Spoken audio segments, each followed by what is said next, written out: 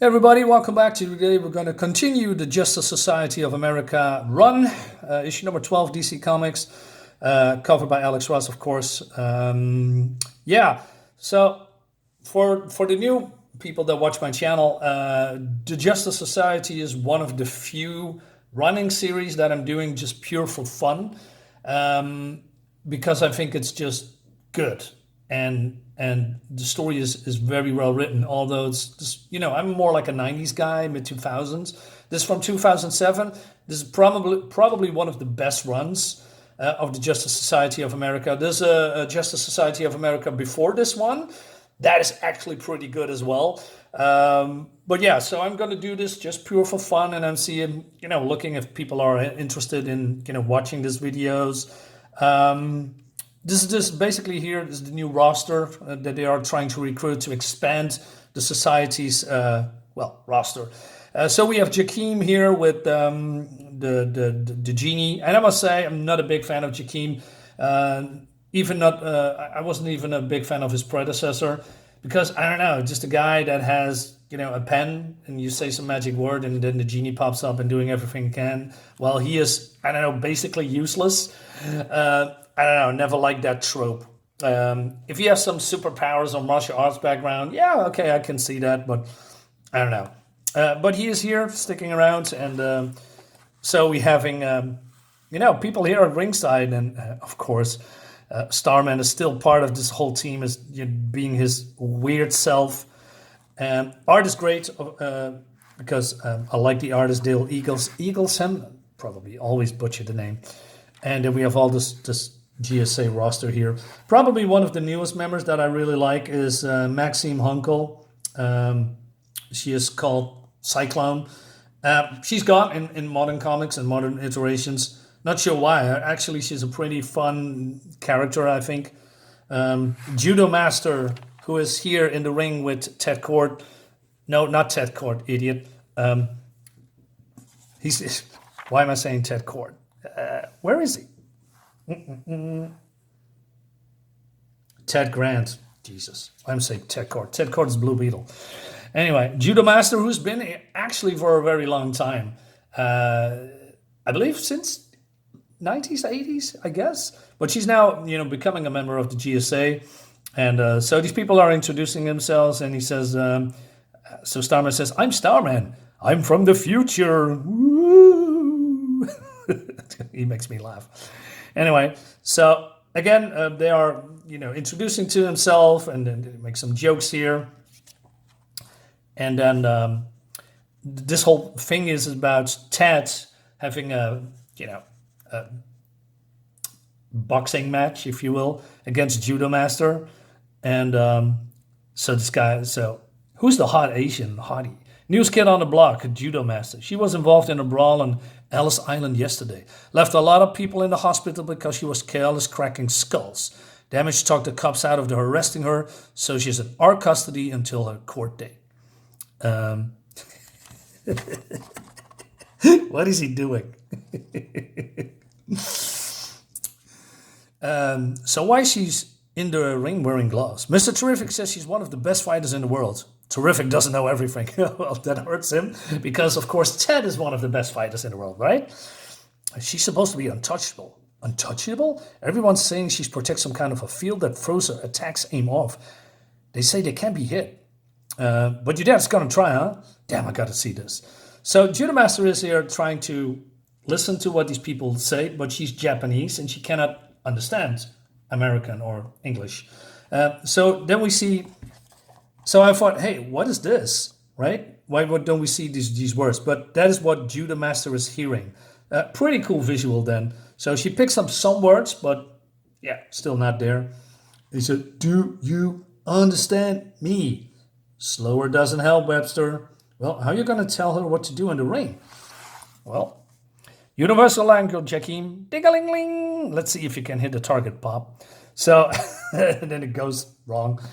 Meanwhile, we have these guys having fun here. Green Lantern is speaking about damage. He says, hey, is he stepping up the plate? We always attitude adjustment to Liberty Bell and Our Man Allen. Starman's improving. Cyclone's learn how to retrieve between sentences. They're not rookies anymore, so we're all in agreement then. Ted said he'd leave it to us. So, yeah, the senior members of the GSA wants to recruit new people, right? So they are, going all looking at these pictures. And I recognize a couple of them. Who's this? Kid Aquaman? I don't know. And who's this guy? Is it the Ray? I don't know. Anyway, so then they suggest they go personally to this guy, whoever he is. But then we have now the new amazing man. He's, I don't know, cleaning up the streets. And so Superman from Kingdom Come is, watching the whole scene. And so he says, I don't recognize him. If there was an amazing man on my earth, I never met him. There's been more than one here. Back in the 40s, now, this one was in the original GSA books. I got a couple of books with him in it. He's a pretty interesting character. So Will Everett, Marcus Clay grandfather Will Everett, I'm just skipping this. Everett was the first amazing man. He could transform himself into whatever he touched, an ability he passed down to his grandsons. So basically, he's more like Marvel's Absorbing Man, although Absorbing Man can grow and become way more stronger. That's not the case here. There's also some prejudice here, with racism, because people found out who he is, what his name is, family. And so he disappeared, and then he became more like an activist, I guess, standing up for the rights of black people. He aligned himself with Malcolm X and with Martin Luther King. He also rounded up Martin Luther King's killer, James Earl Ray, etc., etc. So he become, for the black people, a historical figure, right? Nowadays, now I have to talk about this because this is interesting here. So the new amazing man here, he says, my grandfather said those lost in hate, despair can find amazing transformation, right? And there was also a Hurricane Katrina ravaging the city or the town. This boy's home was wiped away and his family were trapped with nowhere to go. His grandmother died because she didn't have her medication. He says they forgot about us. They turned away when we needed help. But he uses their mistakes to justify murdering and robbing his neighbor. Nothing justifies that. We need to stop blaming, that's a good one, and start taking responsibility for here and now. We need to learn to swim in the waters that still haunt this city. So basically he's saying to black people, don't blame the white people all the time. Don't commit crimes because your ancestors has been slaves back in the, hundreds of years ago, have a look in the mirror, take responsibility for your actions, make yourself a better man or a woman, right? I wish modern comic writers and, took a look at that and, show this to people that, wants to be victims in every way when it comes to, racism and all that stuff. It's not fun anymore to read that kind of stories because it's always the same. And this guy says it all. Stop blaming other people. Take responsibility. That's how it should be. And it doesn't matter if you are black or white, or it counts for every race. Meanwhile, so he asked Superman and Power Girl to help them because this thing here, because of Hurricane Katrina, got here, destroyed parts of the city, and Superman helps them, right? Ads. And then we go to the new Mr. America. He is a former agent of the FBI, specializing in profiling criminal science. Last night, I caught a child killer in Tacoma. Tonight, I turned back to the bizarre case the newspapers are calling the Heartbreak Slayer. So basically, the Heartbreak Slayer is killing people by blowing up their hearts or ripping up the hearts because there's holes in these people, and he wants to investigate. And then there is a shadow behind him. All right. Who could that be? Well, I know because I've read this comics a long time ago. But before we can do that, it's not really an action comic, and it's more like, like I said, recruiting, but also underlying the the villain of the story that comes a little bit later, after this issue. It's going to be revealed, and it has some cool, let's say, well, not so much of a climax, but it refers back to Kingdom Come and what happened there in the beginning, and who was responsible for world getting out of control. And that's where I'll leave it. So we go to Jeffrey. I forgot his last name, but this is Black Lightning, and he looks pretty jacked. He looks like The Rock, and I cannot remember that he was a jacked guy. So he talks about Thunder, his daughter, that became one of the outsiders, and he says, "I don't want my younger daughter making the same mistakes Anissa has, Mr. Terrific." And so we have Stargirl and with Mr. Terrific here, Mr. Fair Play guy. I like saying that, and Cyclone here. Cyclone is for me this innocent, talk active. He likes to talk a lot, but it's mostly because he's insecure and innocent, and she's a blabbermouth. But then his wife said, so basically Stargirl says, "Why does your daughter need the Justice Society?" So the mother says, "In the classroom, just the most wonderful teacher you could ever had. He's great with our kids. It's just when it comes to their powers." And then he said, "Jennifer!" His fuse can get a little bit short. And then we have a cool reveal of Lightning. And I like this reverse. What's the word? Jesus, I got it on the tip of my hand. There's a word for this. I'm blanking. Negative space. Turn everything inside out. Looks great.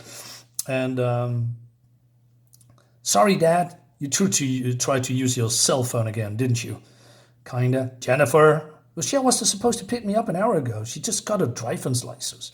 One, I don't trust any 16-year-old who drives an M-Class Mercedes. True. And two, I told you we're having company tonight. And hi, I like your costume. I don't think it's a costume, Cyclone. Jennifer generates some kind of electrical field. It triggers every time she touches anything electronic. Lasts for 5 or 10 minutes. And then Thunder is coming, and then all these girls having some kind of a chat and bonding moment, and Cyclone is going off like, "Hey, let's be roommates and try new make costumes and be friends and sleepovers." What do you think? I think you talk a lot. Like I said, she's great. Then we go to Liberty Bell, our man, to investigating those murders, a couple of while ago. And then we see Mr. America fleeing from the scene. Third-degree burns cover a third of my back. My throat's burning from the smoke. Trey Thompson's life flashes before my eyes, joining the bureau, becoming my partner, losing his job, putting on the Mr. America mask, losing kids, family, and then, when I get the end of his life, he looks at me, and Trey tells me where to go. What is it, Rick? It was carved into the column. What's it mean? Well, we don't know, because that's not being explained in this issue, probably in the next one.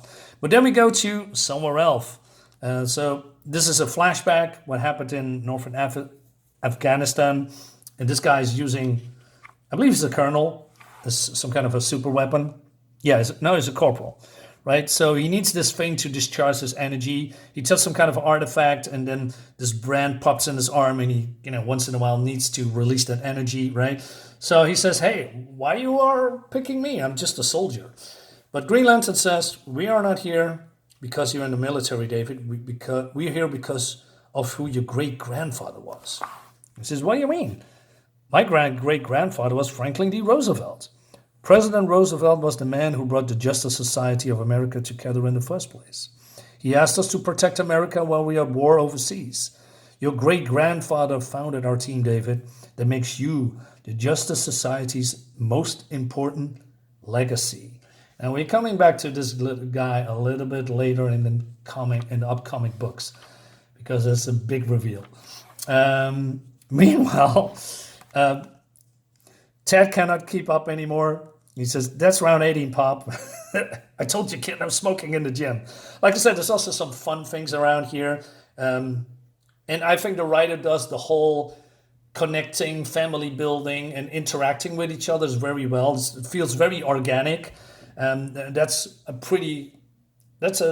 I mean, that's a. It shows that you are a good writer if you can accomplish that. Like, because I like almost every member of this Justice Society, old carnation, new incarnation as well. But then we see Mr. America, and he says, "Have you ever heard of GOG?" Oh, deja vu. Yeah, deja vu, because I believe in the first or the second book that I reviewed, the original Mr. America, or maybe the second one, not entirely sure, crashed through the roof of the Justice Society of America on the table and died. So that's why I'm probably saying that.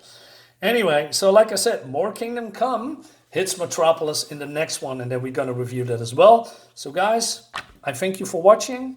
Like I said, I'm going to continue just because I'm having fun with this. Leave in the comments below if you're also having fun, and subscribe to my channel if you already haven't. And see you on the next video. Bye-bye.